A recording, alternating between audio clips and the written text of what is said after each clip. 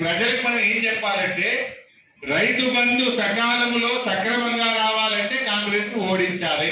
ఏమంటాడు రేవంత్ రెడ్డి? నేను మధ్యలో రెండు ఎగ్గొట్టినా 15,000 ఇస్తా అని చెప్పి 12,000 ఇచ్చినా నాకు ఓట్లు వేసిన నేనే కరెక్ట్ అన్నాడు.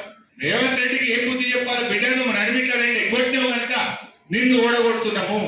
ఎరువు బస్తాలు ఇస్తలేవు కనుక కాంగ్రెస్ పార్టీని ఓడగొడుతున్నాము. అదే విధంగా రైతులకు పంటల బీమా ఇస్తా అని మోసం చేసినావు కనుక నిన్ను ఓడగొడుతున్నాము. కాళేశ్వరం మోటార్లు ఆన్ చేసి మా మల్లన్న సాగర్ కొండపోచమ్మకు నీళ్లు తెస్తలేవు కనుక నిన్ను ఓడగొడుతున్నాము. ఇవన్నీ విషయాలు మనం రైతులకు అర్థమైతే అరే విత్తనాలు దొరకలే కదా మొన్న. ఏమంటే పచ్చి రొట్టె విత్తనాలు జనము జీలు దొరికిందా? మనమేమో తీసుకపోండి ఎయ్యిందని ఏమంటారు మీ కోఆపరేటివ్ చైర్మన్ మళ్ళీ సంచులు తెచ్చి నెల ముందు స్టాక్ పెట్టాం మనం. ఇప్పుడు అరే పచ్చి రొట్టె విత్తనాలు కావాలంటే ధర పెంచిండ్రు, విత్తనం దొరుకుతుంది.